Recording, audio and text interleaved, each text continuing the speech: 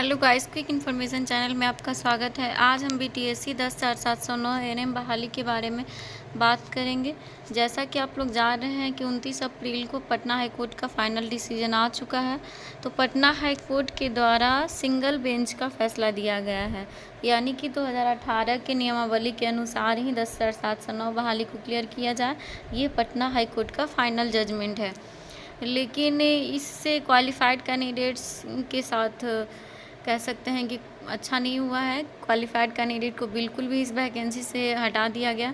तो जो भी क्वालिफाइड कैंडिडेट्स हैं वो पटना स्वास्थ्य विभाग में, बीटीएससी ऑफिस में, सभी जगह अपना मांगों को लेकर के धरना प्रदर्शन किए हैं। तो ये सब को देखते हुए, चूँकि ये तो क्वालिफाइड कैंडिडेट्स के साथ में बिल्कुल ही गलत हुआ है। कोई भी डिसीज़न आना चाहिए था तो दोनों कैंडिडेट्स को लेकर के, ये नहीं है कि सिर्फ क्वालिफाइड कैंडिडेट्स को, वो भी जो कॉन्ट्रैक्चुअल बेसिस पे बहुत दिनों से काम कर रही हैं वैसे कैंडिडेट्स को भी तो उम्मीद है जॉब का।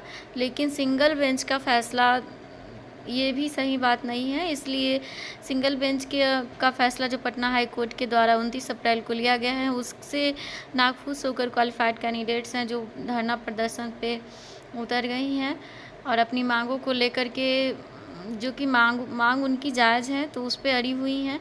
ये सब को देखते हुए स्वास्थ्य विभाग और बीटीएससी ने डिसीज़न लिया है, वो लोग सुप्रीम कोर्ट में इस मामले को लेकर जाएंगे। तो एसएलपी अप्लाई करने जा रहे हैं सुप्रीम कोर्ट में। जैसा कि आप लोग देख रहे हैं, एएनएम बहाली पर सुप्रीम कोर्ट जाएगी बिहार सरकार। तो बिहार सरकार स्वास्थ्य विभाग है, जो चूँकि कैंडिडेट्स का इतना ज़्यादा मांग है और वो भी सही है, क्योंकि जो भी क्वालिफाइड कैंडिडेट्स हैं वो प्रिपरेशन किए हैं, एग्ज़ाम क्वालिफाइड किए हैं, डीवी तक पहुंच गए हैं, तो उन लोग को भी जॉब चाहिए। तो वो लोग भी अपनी मांगों को लेकर के अड़े हुए हैं। तो ये सब को देखते हुए बिहार सरकार स्वास्थ्य विभाग है जो सुप्रीम कोर्ट जाने तक के लिए इस वैकेंसी के लिए तैयार है। तो इससे एक उम्मीद लगाया जा सकता है कि बिहार सरकार का जो स्वास्थ्य विभाग है वो बिल्कुल दोनों कैंडिडेट्स के पक्ष में है। वो सिंगल बेंच का फैसले को नहीं मान रही है। तो क्वालिफाइड कैंडिडेट्स भी उनके नज़र में हैं कि जो क्वालिफाइड हैं उन्हें भी जॉब मिले। तो आखिरकार पटना हाई कोर्ट के द्वारा गलत डिसीजन तो लिया ही गया है। अब किस आधार पे जजमेंट हुआ है, सिर्फ ये से कि जिस समय वैकेंसी आई थी उस समय नियमावली 2018 के अनुसार आई थी।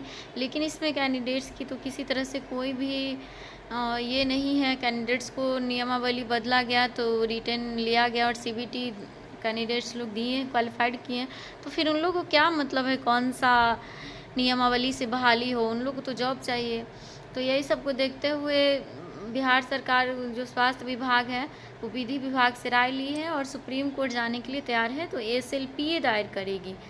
तो एसएलपीए है कि स्पेशल लीव पिटीशन, मतलब कि अगर हम पटना हाई कोर्ट किसी भी न्यायालय से, मतलब कहीं के भी न्यायालय से, हाई कोर्ट से, अगर हम वहाँ के डिसीजन से सेटिस्फाइड नहीं हैं और उससे कैंडिडेट्स लोग भी सेटिस्फाइड नहीं हैं, तो उस केस को, उस वैकेंसी को लेकर के उस जजमेंट को ना मानते हुए सुप्रीम कोर्ट जाया जा सकता है।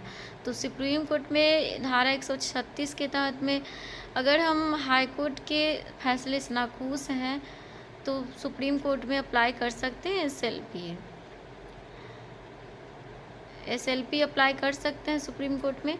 तो अभी समर वैकेशन शुरू होने वाला है, तो अगर उस स्टे हो जाता है एसएलपी सुप्रीम कोर्ट में तो डिसीज़न आने के चांसेस थोड़ा नज़दीक रहेगा। लेकिन अगर समर वैकेशन की पहले नहीं स्टे हो पा रहा है, एसएलपी अप्लाई नहीं, स्टे नहीं हो पा रहा है, तो इस वैकेंसी में बहुत ज़्यादा टाइमिंग गिर सकता है, बहुत लंबा प्रोसेस चल सकता है इस वैकेंसी का।